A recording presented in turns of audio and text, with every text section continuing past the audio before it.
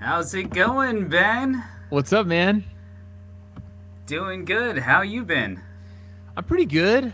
Just kind of getting ready for the tour, getting all of that stuff sorted, like doing the arrangements and all that kind of stuff. But I'm good. Good.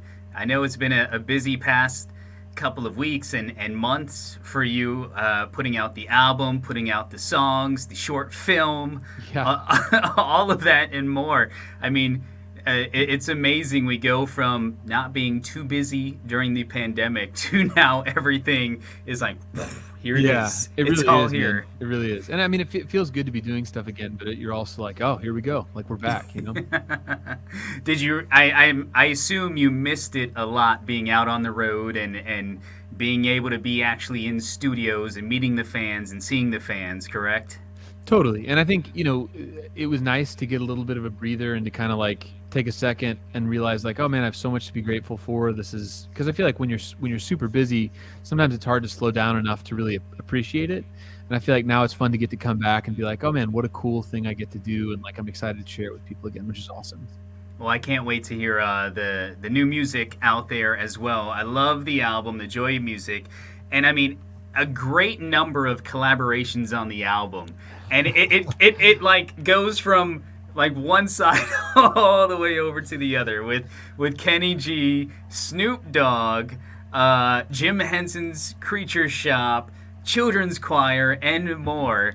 I Yeah. mean, when you were sitting down writing the album, doing the songs, did you sit here and go, you know what, Snoop Dogg is the perfect person to be on this song with me?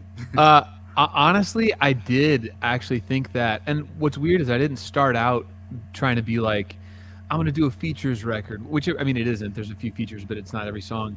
But honestly, like I feel like rap does that a lot, and it's a great idea because you're like, oh man, if I like both of these artists, hearing them together is awesome. So literally, it was no more complicated than I would finish a song and be like, wouldn't it be awesome if we did like, you know, if we asked if Snoop Dogg wanted to do this song, and I didn't think honestly that everybody would say yes, and then just magically everybody kind of did. But it was wild, and that's like I love Snoop Dogg. I also love Kenny G. It was just like I was like, what sounds fun, and we ended up doing it. And people ended up agreeing to it, which is wild. So what was Snoop Dogg's first sort of comment back to you or reaction I to mean, the song and to work with you? we were dealing like we were going through his manager, but I was like, I hope he's like into this because his manager initially was like, first things first, Snoop has to like the song, and I was like, awesome, totally. But I didn't know if, I mean, just to be real, I was like, is he gonna phone it in, or is he gonna be like, I'm super into this? And so when he went into the studio, we had counted the tempo at a certain beats per minute, and he counted it twice as fast, and we had agreed to him doing like 8 bars. And he was like, oh dude, this is like, or 16 bars I think, or something, and he was like, this is only 8, like do you want me to do more? And I was like, oh, that's awesome, because I feel like he could have just been like, sweet man, whatever, peace out. And he was like, is this right, like are we good? But yeah. And you didn't get invite to the Super Bowl halftime show, no tickets after working with him? No. I didn't. I think the song is gonna need to do like really good for him to throw those invites to me. But you also teamed up because the Joy of Music, Joy, Mhm. is a new character creature Yep. that you helped create with Yeah. Jim Henson's Creature Shop, and the thought process going into it. Did you have the image of what you wanted Joy to look like and how to be? It's so funny, man. I feel like that stuff came together so, like the idea of it came together so fast that I feel like in a couple interviews it's been like, where'd you get that idea? And at this point I'm like, I literally don't remember, because it was kind of the middle of COVID. Hillary and I had twins a year and a half Mhm. ago, so we're just like in the thick of all the things. And so as the music started coming out, I was like coming up with ideas for videos and stuff, and it just kind of like emptied together into like, we should make like this mascot creature. And honestly, man, like Yeah, I don't remember where that idea came from, and we ended up talking to Henson's Creature Shop because they're like the best in the world at that. And so I didn't know if they'd want to do it. They'd be like, "You want us to make you like one thing?" Like, no, we're going to make like all the Star Wars stuff. We're not going to make you like one creature. Yeah. But they were so awesome to work with, and it was such a blast, man. It was really cool. I like sent them terrible sketches, and then they sent me back like way better sketches, and we went back and forth. It was awesome. Well, you talked about your twins, but then you also have your daughter Jane, Right. who's now 4. Yep. Did you run some of those drawings past her to see what she thought and get her input? We totally did, and it was funny because I was like, she at the time was like, maybe she was like 3.5 or something, and of course she doesn't understand the gravity of it, which is like, Jane, like not everybody's dad is like, hey, I'm working with Henson's Creature Shop to make a bespoke creature.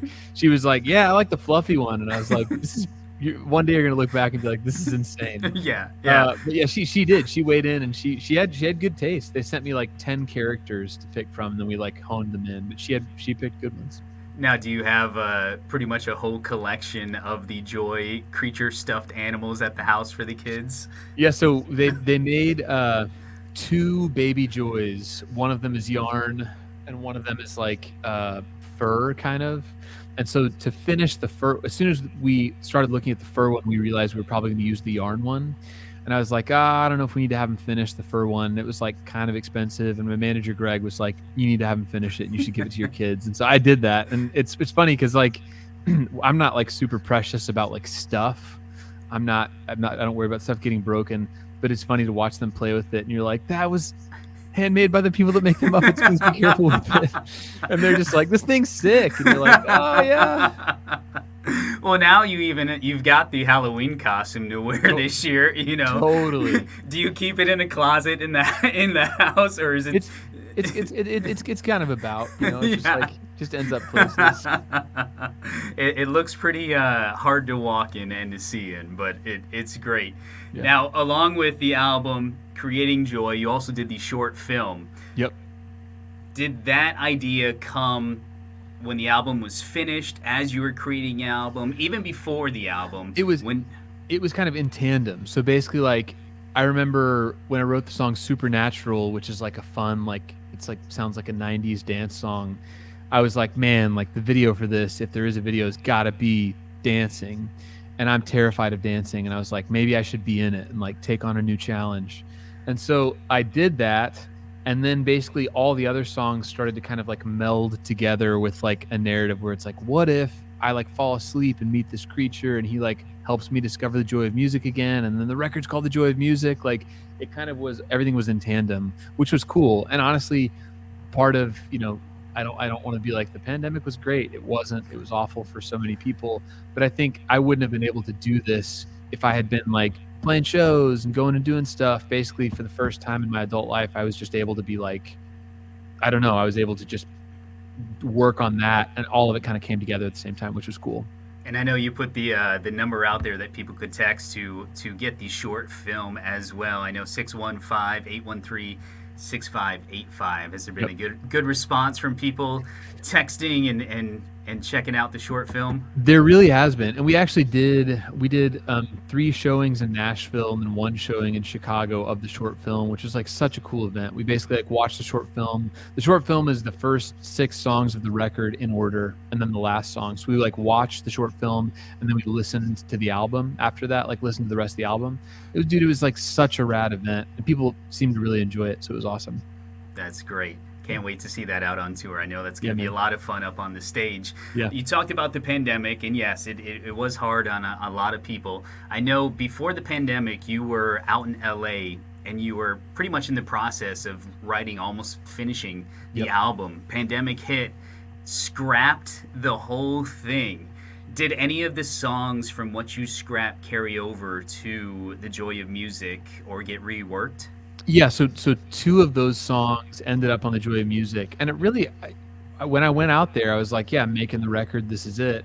And then when everything shut down, it didn't start with me scrapping those songs. It just started with me starting to write again with no like end goal in mind. And so what ended up happening is the stuff that came from that place ended up just like scooting all the other stuff off the record. So like I wasn't like scrap this record, I'm starting over. It was just one by one. I wrote whatever, living my best life, and I was like, oh, that's got to go on the record. And then it was like I wrote whatever other song, like Sunday. I was like, that's got to go on the record. And I just did that enough times to where like all the old songs almost were off of it. And honestly, man, like I've that's always the goal, is just to write the best stuff you can and to make the record the best you can. But it was a real gift for me to get to have like a total break and be like, oh dude, just do this because you love it. No like agenda, just like have fun. And like really special stuff came out of that, which is cool. Well, yeah, because you said, this sort of helped you rediscover your own love of Totally. music. I mean, this is your eighth studio album. You've been doing it since 2007, on the road all the time. I mean, not saying it was a nice break, but it was a good break to sort of refresh and, revisit who you are and what you want. Yeah, I definitely wouldn't have been able to I wouldn't have been able to have gotten to that place, I don't think, without that kind of forced break. Which, if that's sort of like making like lemonade out of the lemons of what life gives you, like I'm thankful that I got to like rediscover that and just have that period where I got to just work on what I wanted to, which is awesome. Well, you talked about getting ready to go on tour, and Mix 1079, we are presenting you coming to Kimba Live Outdoors on May 13th.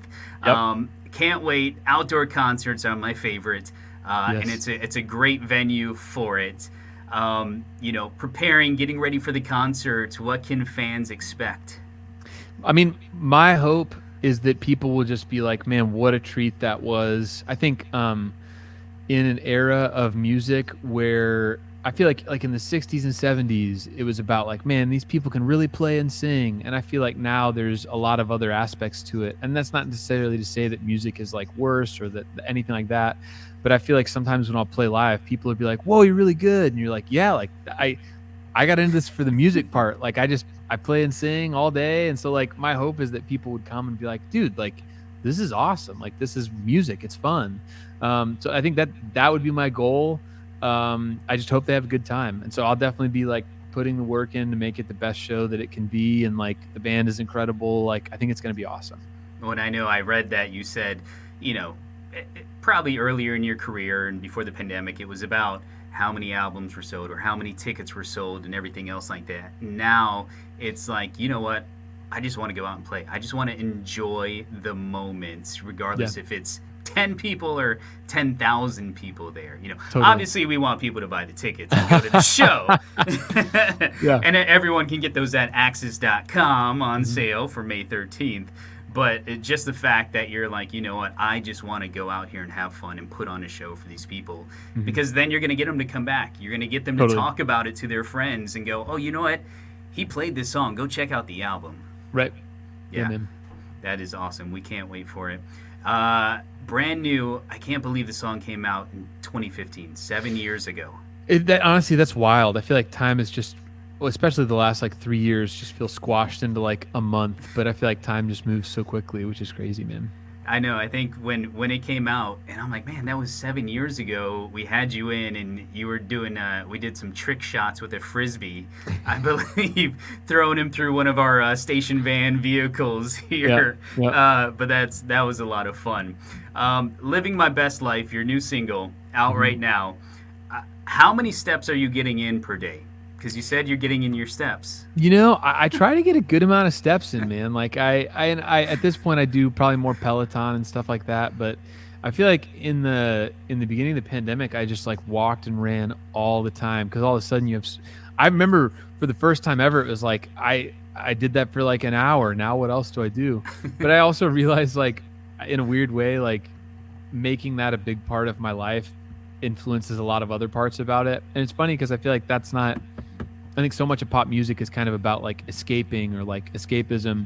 And to me, the irony of like what living my best life is actually like kind of being like a grown up and like getting up early and getting exercise and stuff like that. And it's funny because I was just like, I should write a song about that. Because I think deep down, like everybody knows that. Everybody knows that it's like, it's not really like Friday night. It's like, no, man, it's really kind of all of it. So I get a good amount of steps in. Now, I don't know if I could win a contest, but I try to do that frequently.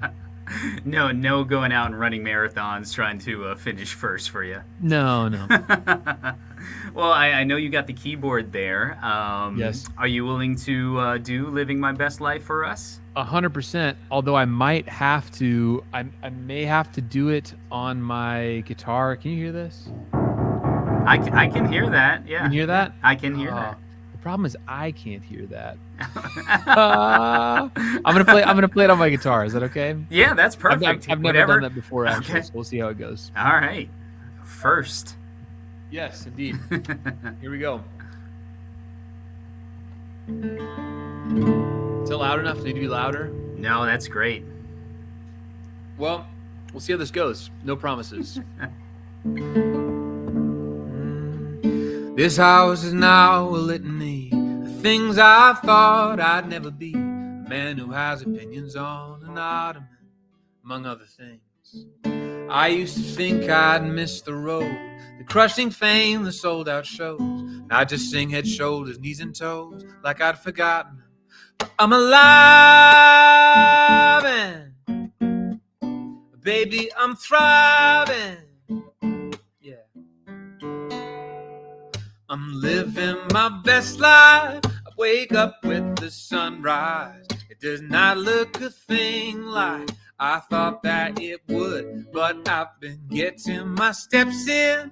Now I sleep with my best friend. It's the best that it has been for a long time. I'm living my best life. Yeah. Yeah. Living my best life.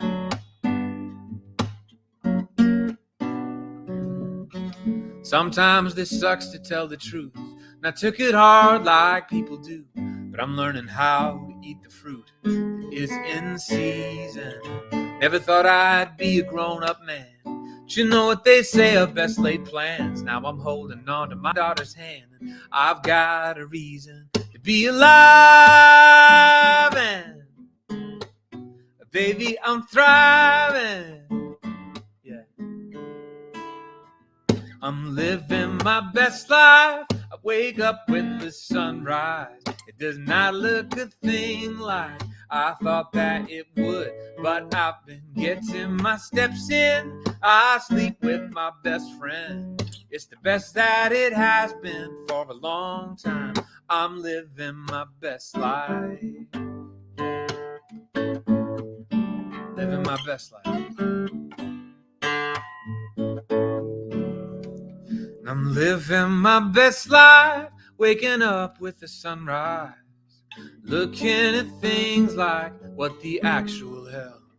But I've been counting my blessings. Now I sleep with my best friend. It's the best that it has been for a long time. It's the best that it has been for a long time. I'm living my best life.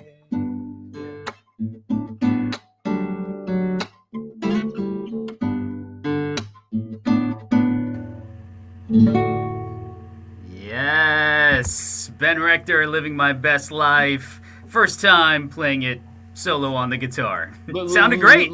Literally first time, not in front of people, just in my life.